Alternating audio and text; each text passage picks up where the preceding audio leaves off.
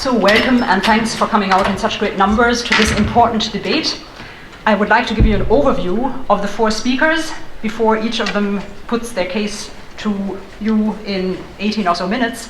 We have Professor Patrick Masterson, who is a former president of UCD and president of the European University Institute, where he is still held in very high esteem, as I just heard from somebody who completed her PhD there in Florence. He was educated in UCD and Leuven. He was professor of philosophy of religion in UCD and has written books such as Atheism and Alienation, the philosophical sources of contemporary atheism, which was discussed when it was published, and since by a colleague who just told me about that from the Department of Education. It was a really important book to have written and be able to know about. He's also written more recently The Sense of Creation, Experience and the God Beyond, and Approaching God Between Phenomenology and Theology. So that is the important middle ground, if you want, between philosophy and theology, and we'll be talking about that hopefully in the debate. He is now retired and is currently Emeritus Professor of Philosophy in UCD. We have on the second person on the pro side is Peter Hitchens. He is one of the best known journalists in the world. Hitchens currently writes for the Mail on Sunday and was awarded in 2010 the prestigious Orwell Prize. He was educated in York University. He's the author of 6 books, including The Rage Against God. He's a regular commentator on British media programs such as BBC Newsnight and Question Time. He's touched on almost every area of public life in his writings, including religion, literature, politics, health, education, climate change, and drugs. He describes himself as a theist and as a Burkean conservative. On the opposition side, we have my colleague Senator Ivana Bacik, a very committed lecturer if one knows people in the law school. She's one of the best known voices in Irish politics, educated in Trinity College and at the London School of Economics. She's a former president of the TCD Students' Union. She's the current Reed Professor of Criminal Law in Trinity, and you know that's a position that was held by 2 previous presidents, namely Mary Robinson and Mary McAleese. She's a well-known advocate for secularism and women's choice in the Irish Senate, where she has represented TCD since 2007. She's also a practicing barrister, and she has represented Senator Professor Catherine Sapone and Anne-Louise Gilligan in their High Court case over same-sex marriage discrimination. And we know how that ended last year. She is a fellow of Trinity College, is author of the book Kicking and Screaming, Dragging Ireland into the 21st Century, and she's a senior member of the Educate Together movement and lives in Dublin. And Mr. Nugent is a very well-known advocate for atheism, has been the chairperson of Atheist Ireland since the group's inception in 2008. He has previously spoken to the Metaphys, the Theological Society, the HIST and the Phil in Trinity, and also to Oxford Union, World Atheist Convention, and the United Nations Human Rights Committee. He's just come back from an OSCE meeting. So he's a playwright as well, and he co-wrote the smash hit musical I, Kino. He's also the chairperson of Right to Die Ireland, and he founded the group New Consensus with his late wife Anne Holliday to campaign for peace in the north of Ireland. He's a vegan and lives in Dublin, and he also supports the Bohemians and Leeds United football clubs. So many thanks to the 4 of you for accepting the invitation to this really important theme. It's like religion and water are the 2 most important themes of the 21st century, somebody has said. I would now like to call Professor Masterson to the floor. Many thanks for putting forward the pro side as the first speaker.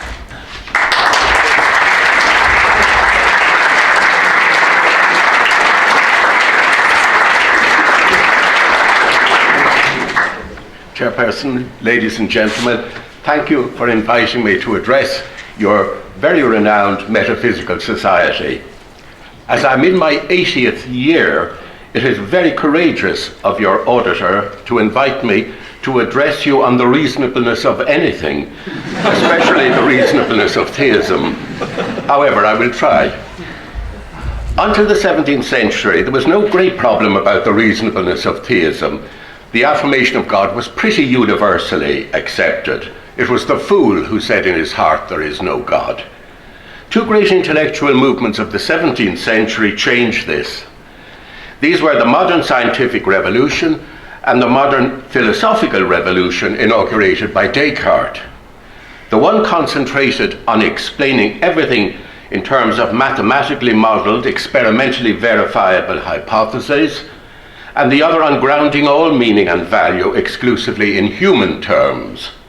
These two viewpoints have generated influential philosophical objections to the reasonableness of theism.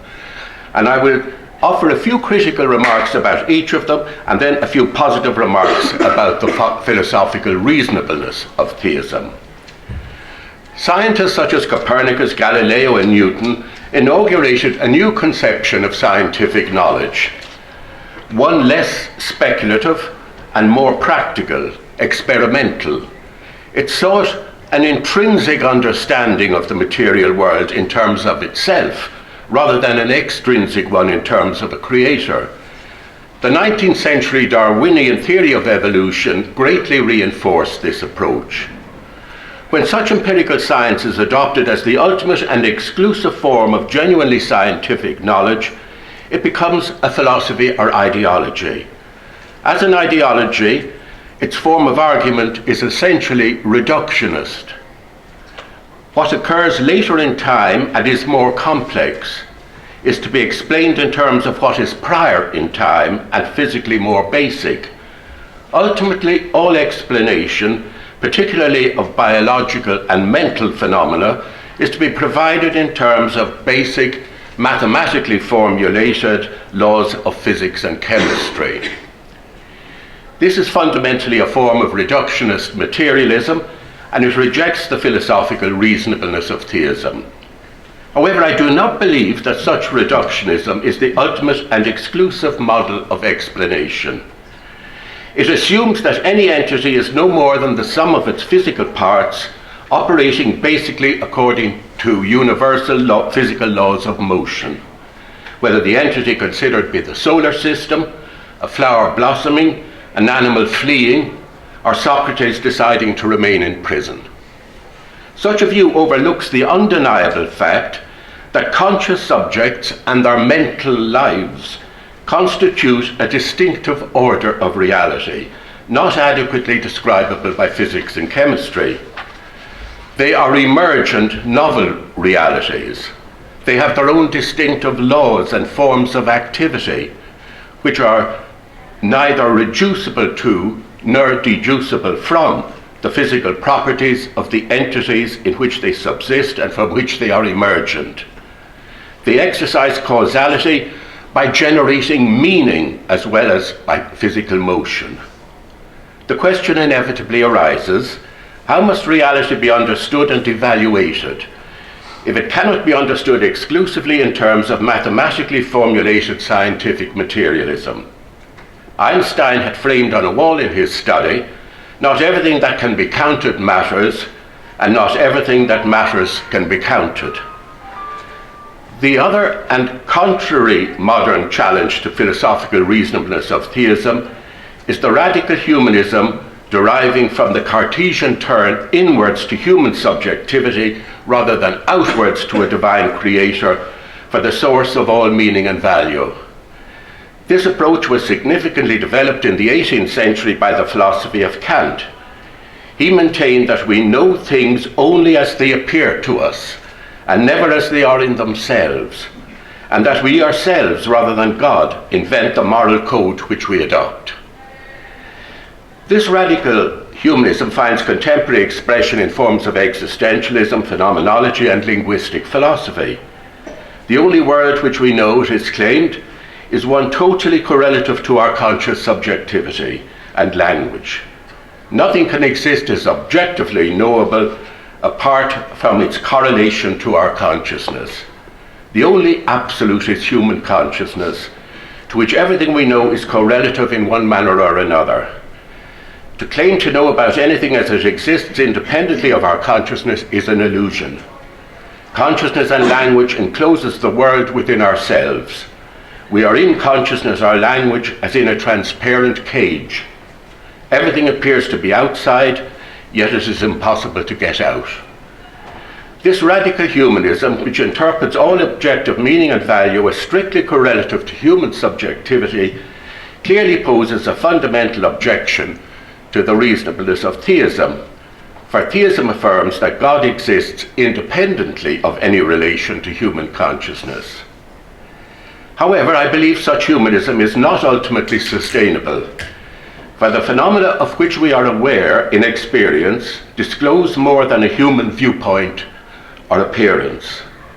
What we know is the intrinsic intelligibility of independently existing things, even if only inadequately. Our knowledge of reality is discovered, not simply invented. To be and be intelligible is to be more than to be a correlate of human consciousness. Paradoxically, an effective objection to such absolute humanism is provided by the other mainspring of modern thought, namely empirical science. For empirical science provides us with knowledge of reality which cannot be simply a correlative of human consciousness. For it provides knowledge of the physical universe as it was prior to the existence of any human life or human consciousness.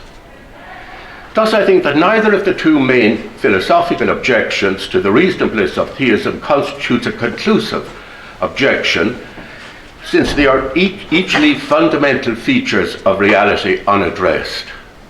Finally, a few words in positive support of the philosophical reasonableness of theism. Undoubtedly, most people affirm the existence of God on the basis of religious faith. The religious affirmation of God is not the conclusion of a rational argument. However, reason too can lead us towards this affirmation. I think we sometimes get into muddles about reason because we adopt too restrictive a view of it. We tend to think of rationality as primarily a matter of drawing irresistible conclusions from self-evident premises. We have mathematics in mind as the model of rationality. On this narrow view of reason, neither the existence of God nor indeed his non-existence can be established. A more adequate view of reason is one which sees it as a liberating capacity which enables me to live in a specifically human way as a communicating openness to the world, to other people, and to myself. The light of reason opens me out beyond my bodily limitation to participate in a life of scientific inquiry and cultural achievement. I can progress from knowing particular truths to knowledge of scientific laws and theories, and finally to marvel and wonder at the intelligibility and truthfulness of reality which grounds my scientific endeavour. It is indeed remarkable that through us the material universe comes to know itself, discovers the world of values, and can ponder its own ultimate meaning and value. Likewise, in the practical sphere, reason enables me to develop from mere self-interest through mild benevolence to ethical acknowledgement of the absolute moral demands which another person can make upon me. I can even come to love another person selflessly through loving her intrinsic more than physical goodness. Again, I can marvel at the various levels of rational question I can put to myself in seeking to understand myself. As Kant observed, reason enables me to ask, what can I know? What must I do? And for what may I hope? Each level involving its own type of rational discourse.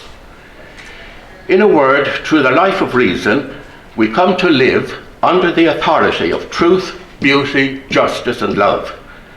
I believe that both theists and atheists can agree about this conception of an authentic human life governed by these requirements of reason. They can cooperate in promoting it, whatever its ultimate significance.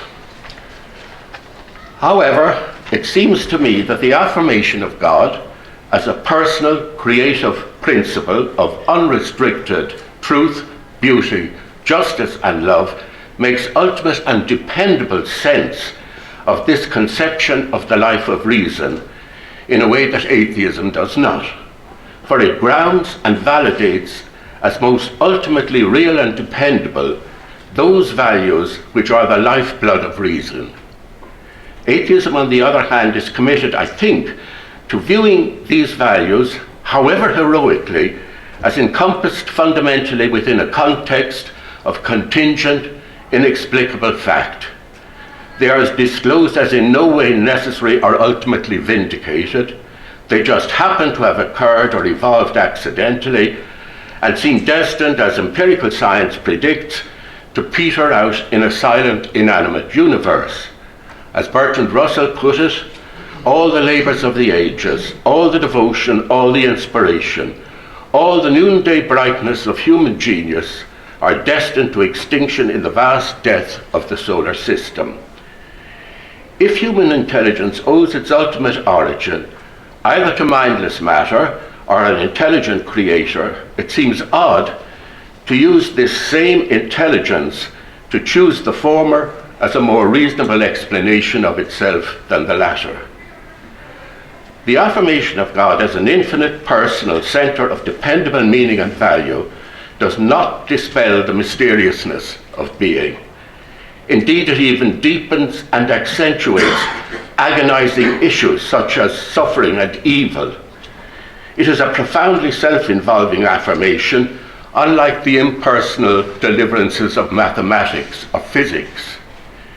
It expresses a hopeful validation of a rational concern for meaning and value and a repudiation of the depressing suggestion that the life of reason originated mindlessly and is destined to perish in post-human oblivion. It's along these lines that I think rational space can be created for the philosophical reasonableness of theism. Such philosophical affirmation of God, as even Kant enthusiastically argued, can be readily affirmed as a personal and genuinely rational hope in the assured ultimate significance of meaningful inquiry, moral endeavour, and unselfish love. This rational expectation is not logically inescapable, but neither is it just an exercise in self-delusion. It is a genuinely rational interpretation of the ultimate significance of reality in general and of human existence in particular. It affirms the real coincidence of what is inherently valuable with how things ultimately and fundamentally are. It maintains that reality is intrinsically valuable, ultimately characterized by values such as truth, goodness, and love, rather than by contingent, inexplicable occurrences. As Wittgenstein observed, if there is a value which is of value, it must lie outside all happening and being so. Such an interpretation of the ultimate significance of reality is one to which each person is challenged to respond in their individual circumstance. Thus it can make sense of enigmatic utterances, such as love is stronger than death, when, for example, one finds it hard to accept that the intrinsic goodness of a deceased beloved partner is reduced without residue to a handful of ashes. Such intimation of the intrinsic more than physical goodness of a beloved is an existential sign or cipher of the more than transitory reality of truth, goodness, and love. I believe that the affirmation of God as infinite, creative, personal love deciphers and vindicates rationally such finite existential ciphers of the ultimate and dependable reality of these values which are the lifeblood of reason. So at least I have found to be the case.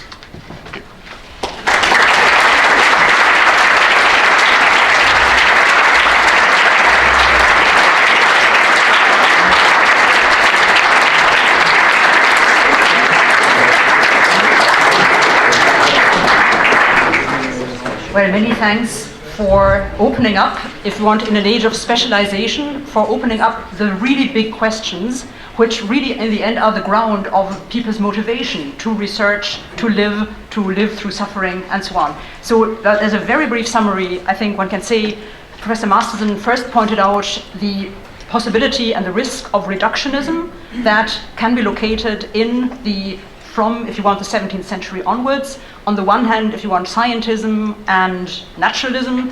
On the other hand, a turn of the subject into itself, which can be a turn away from God. Secondly, he talked about the lumen naturale, the light of reason, where we can still hope in the intelligibility of reality, which isn't a matter of course, which clearly is something that one also has to believe in before one can research. And he showed in what way humanism, without that hope, can become, if you want, very heroic, but also arid. I would understand him as that. And that it's not, he wanted to defend theism against the reproach that this is self-delusion, that this is just kind of what we would like to be.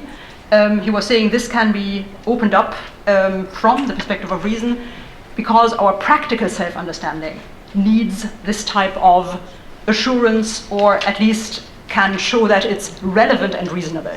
It can't maybe prove it, but it can show that it is relevant to very important pursuits such as beauty, love, justice, knowledge. Okay, I hope that summarized some of the points. May I call Senator Ivana Bacik to the floor now to make the opposite case.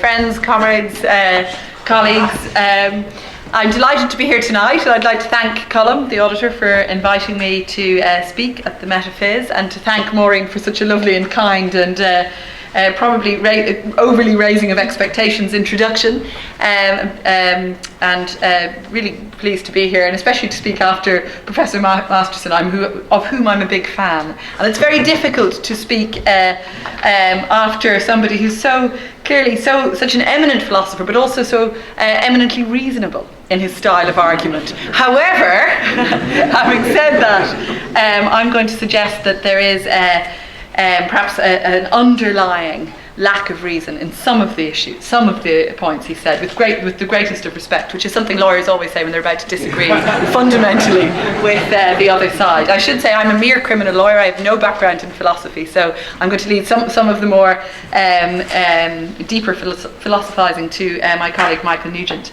I should say, though, I'm the only member of the Oireachtas of the Parliament who is a card-carrying atheist and member of Atheist Ireland, to my knowledge. I think, Michael, I'm right. I think there are other closet atheists in the Oireachtas, but so I believe. But they've outed themselves privately to me, but I can't possibly comment on who they might be. And of course, my background as well is in an Irish context, that I'm a Catholic atheist, having been brought up Catholic, I should say, because that's always the next question: are you Catholic or Protestant atheist? In Ireland, I'm a Catholic atheist, and I just want to pay tribute to Michael Nugent, who my co-speaker on the opposition tonight, as the founder of Atheist Ireland, and I was one of the speakers at our inaugural meeting, I think in 2009, where I remember we were amazed at the number of people who turned out on a sunny afternoon in July to support this new movement. And I think it shows an immense change in public opinion. I'll talk a little bit more about that in a minute, the Irish context.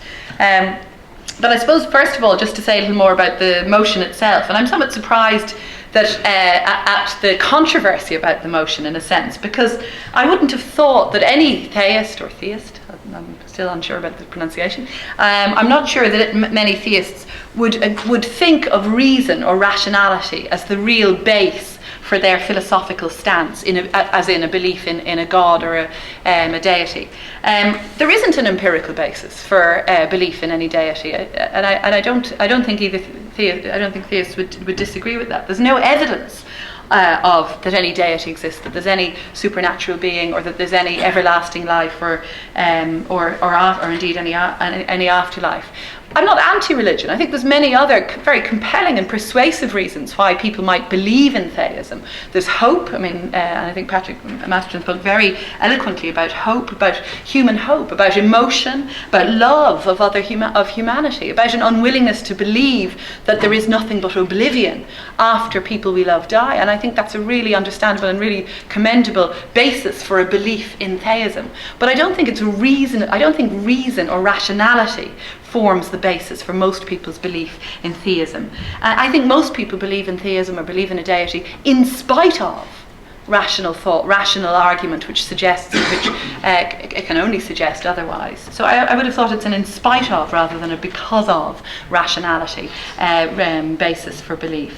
I suppose, again, I stress as a criminal lawyer, most of us deal with reasonable and reasonableness only in the context of the criminal standard of proof, beyond reasonable doubt, which we're very familiar with and contesting criminal trials. But reasonable doubt in criminal law, again, it's an appeal to an objective value. It's not your subjective view because you're against the police and you think that anyone up on criminal charges is always going to be innocent, or it's not the other way around because you've been a victim of crime and you think anyone accused of a crime is inevitably guilty. It's an appeal to your sense of objectivity, of rationality when we talk about a reasonable doubt in the criminal justice system. And as I say, while listening to Professor Masterson, I thought he did, of course, he sounds very reasonable, but I do think he was setting up some paper tigers, some arguments which when one strips away the apparent reasonableness, perhaps it's not quite so clear cut. I think it's not quite so clear as saying that there are only two opposing reasons to oppose theism, the empirical science and the radical humanism. I don't really accept that. I think there's a middle way. I think he was perhaps too dismissive of the values of the Enlightenment, which took on the previous religion and spiritual basis for human endeavour as our understanding. And I think those values of the Enlightenment and that time in history where we see for the first time humans thinking of themselves as capable of rational thought, as capable of individual moral agency, as no longer being driven by some sort of supernatural force. I think the values of the Enlightenment are hugely important and significant. They drive human progress, and I think that they're grounded in a sense of rationality and of empirical proof. And as a lawyer and as a human, I find them compelling. But I also want to look, I suppose, apart from the philosophy, and as I said, it's not my forte, I also want to talk about why theism is not a reasonable philosophical stance in Ireland by looking a little bit at the context for theism and for atheism here. Because, of course, Ireland has traditionally been a society where theism was not only seen as reasonable, it was compulsory. This is a country where we have had a shadow welfare state, and that is the Catholic Church, operating for many decades since independence in running our institutions, our education, our health, our welfare institutions. And while that is changing, we still see reflected in our constitutional text a really strong adherence to religion and to religious belief as the origin of authority. Things are changing, as I said, and in the most recent census in 2011, we saw the numbers of those who ticked no religion was the largest grouping in Ireland after Catholics, after those who ticked Catholics. So we saw over 250,000 people in 2011 declaring themselves as having no religion. Mind you, we also saw 3,831,187 declaring themselves as Catholics, so not claiming any major sweep of atheism in the face of that immense dominance of one religion. Now we know, however, that, as I say, that religion is the unquestioning belief in the Catholic Church has been crumbling. And I think that we've seen with the sex abuse scandals around the religious run institutions, I think we've seen people questioning the authority of the Church more and more. And it's contributed to a growth of interest in atheism and an increase, of course, in the numbers of people claiming to have no religion in the census. But I think that for those of us who have moved from religion, from the Catholic faith to atheism, one argument that is often used to challenge atheism and to challenge that move is to suggest that those of us who don't subscribe to any religion, those of us who are atheist or who identify as atheist, that we have no religious, ethical, or moral compass, no set of values that guide us. And I think that was something that perhaps was also touched upon by Professor Masterson. And that it's a reasonable basis to be a theist if this gives you a moral compass, a set of values that are beyond human, beyond secular. But I think that, and I think that's a key question we're often asked as atheists, is what's your moral compass? What's the origin of your set of values? That question and the question, aren't you scared of death, which of course atheists always get asked. But it seems to me, and I've said this before, that the only appropriate response to that is that fear of death is hardly a secure or rational basis on which to build a faith or a belief in religion or theism. I think there must be more to it than that. And it's well known that every atheist is an agnostic in the middle of the night. I should say. To return to the question of the moral compass, I think that we must be careful about assuming certain characteristics or certain values of atheism.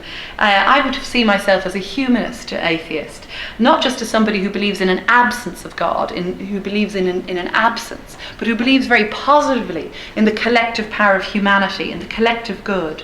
And I believe that that's somewhere where we do have much in common with theists and atheists, and I think Professor Masterson is quite right to say that, in our view of human life, in our view of truth, goodness and love, and the inherent value of these things. And the ethical philosophy of humanism, I think, derives from the same ethical philosophy that has driven the development of Catholicism and Christianity and all of the other major world religions. We see these religions, we have to see these religions as collective human constructions, constructed by humans collectively in order to express the feelings of love, the feelings of companionship that we have for each other in a collective sense. So I would see religion as deriving from the same source as the ethics of humanism. And as a lawyer, I often think we have a very clear set of humanist values, of collective values in the Universal Declaration of Human Rights. If people are asking for a text, well, I was trained in the Penny Catechism, which was actually 50 cent in the 1970s when I was in national school in Cork. But that catechism did set out a very clear set of rules. However, a lot of those rules now seem very, very dated. They're clearly human construction. I think most people would accept that. But if we look at the basic tenet of the faith we were taught in school, and the basic tenet of most world religions, that injunction to love thy neighbour, that's what ethical humanism, that's what atheist values are about too. It's about love thy neighbour. It's about sharing a collective good. So I think that's an answer to those who say, isn't it unreasonable to believe in atheism because it doesn't give you a moral compass? Well, I think there's an answer to that. I also must say I don't think it's enough simply to say that it's rational to choose to believe in a form of deity or a form of everlasting life just because the alternative is human oblivion. I don't accept that. I think the alternative is the legacy that we all leave collectively, the legacy of human endeavour for future generations. And that's something I think is a very powerful and positive belief. I think, again, perhaps a problem in Ireland with debating religion and with debating theism and debating abstract notions of religion. The problem really lies in the difficulty with divorcing the abstract philosophy of religion from the reality, the lived reality of religion in our school classrooms, where we know the Catholic Church still dominates with over 90% of our primary schools still Catholic, in the healthcare system, in the social welfare system. So I think in Ireland it's very hard to debate in an abstract way because we know the dominance of the Church, we know the immense power the Church has had, and we know now how much people are looking for change and are looking for real choice. I've been involved for some years, as Maureen said, with Educate Together, and I know many in Atheist Ireland have been working very hard too to try and change the system whereby so many of our schools are still run by Catholic Church, and whereby so many of our children are still indoctrinated with Catholic teaching throughout the school day. And as a parent myself, it's been something that's a really pressing, absolutely a pressing concern to me. So I think we're seeing a huge change, a huge shift, and I think it means that it's perhaps becoming seen as less and less necessary to have a theist view in Irish society. We're coming to a position where it's much more reasonable to argue for atheism, to argue against theism as a guiding force in society. And I think this fight back has been hugely, or this perhaps change, fight back is suggests too big and too dramatic a shift, but I do think there's a shift, and I think the marriage equality referendum, which again Maureen mentioned, shows perhaps a shift certainly away from the dogma of a particular church, which of course, as we know, opposed the referendum for very unreasonable reasons, but it shows a shift away from adherence to a dogma, a shift away from blind, unquestioning observance of a faith, and a shift towards an understanding of a much more loving and compassionate sense of humanity, which I think is what drives those of us who do not believe in theism. So I suppose just to conclude, I think as what we seek as atheists in Ireland is a secular society, a society in which no one religion is dominant over the others. Unfortunately, we know from the history of all organised religions that dogma tends to seek dominance, that where you have one faith, where you have people who believe passionately that their faith is the only true faith, that drives dominance and oppression of those who don't believe in that faith. What we need to see is a truly secular society where people may decide to believe in theism or any sort of theist view for their own reasons, but reasons which I would suggest to you are not in fact based on the idea of rationality. They're not based on empirical proof or the idea of objective truth. Rather, they're based on a very human desire to see something beyond us and to see some form of supernatural being as having either created the world or certainly as having some sort of oversight of it. However, I think while that's a very perhaps a very understandable position to have, I don't think we can argue that it constitutes a reasonable philosophical stance, and so I beg you to oppose the motion. Thank you.